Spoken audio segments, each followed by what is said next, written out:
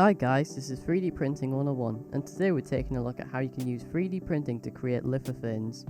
With a minimal amount of time and effort, you can make your own custom designs that you can use at home. They look really cool when they're done and make the perfect household decoration. So if you're interested, well, you've come to the right place. Just make sure you stick around so we can get the intro out of the way, then we'll get started.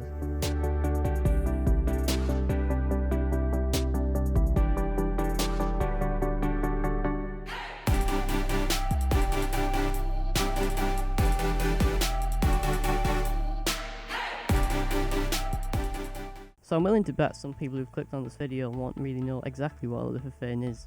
It originates from two Greek words, litho, meaning stone or rock, and phanein, meaning to cause or to appear suddenly. Though I find the etymology of this word a bit misleading, as what we're making today isn't stones, you can't really print stone, but we're using PLA plastic which works just as well. Early lithophanes originated in Europe, where very thin translucent porcelain was used, so once backlit you could see the image within.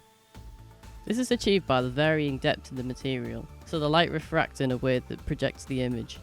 If I can find any usable images of old lithophanes, I'll put some on the screen now. Hopefully I haven't left you too confused, but now you should have a basic idea of what a lithophane is and where they come from. I know it's not strictly related to 3D printing, but still interesting all the same. And now, the fun part. God, I sound a bit like a teacher here. Must be all those Zoom lessons. So first off, you're going to want to choose an image. You can take it from anywhere you want, just make sure you can download it to your computer and you should be good to go. I'm going to use this picture of a dog, which totally has no affiliation with me whatsoever. Now, don't worry if you think you have to trace around every single vertex of this image. I thought that too at first. It turns out there's actually a handy dandy converter, which I'll leave a link to in the description. Props to you, Mark, for making this tool free for everyone to use. So once you've opened the link, it's just a case of dragging and dropping your image into the software. Your image will load in, and then you'll have your stock lithophane. Now we've got our picture in, we can change the shape of the lithophane and configure its settings. I'm leaving my lithophane flat because I'm just a boring person, but you can change it if you want.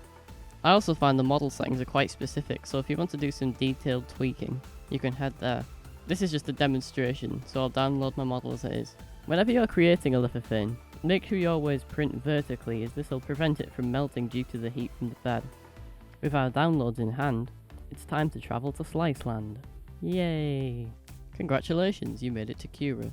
Now when I dragged this in originally, it told me my mesh wasn't manifold, which always fills me with confidence when I'm using Cura. There are a few mesh fixing settings we have access to, but I'm just going to click remove all holes and pray. As far as settings go, there's not really much we need to be doing here. It's recommended for lithophanes that you use 100% infill, as making use of an infill pattern could potentially distort the refraction of the light, which will make your picture, well, a bit weird, and no one wants weird pictures. However, in this scenario, a high infill is okay because it won't use too much extra filament due to the size. So the time it takes to print is exactly 5.5 hours. This is the typical time you can expect for a lithophane to print, but since I'm lazy and can't be bothered to supervise a print for 6 hours, I'm just going to quickly turn up the speed and adjust the quality. After our quick slicing session, the time now totals to 3 hours and 21 minutes and uses 26 grams or 8.88 meters of filament. All you need to do now is save the G-code, smother your printer in bed adhesive, and you're good to go. Oh, I almost forgot something. Just a quick side note. Light shines through the white filament easiest. Oh, print's done. Let's take a look.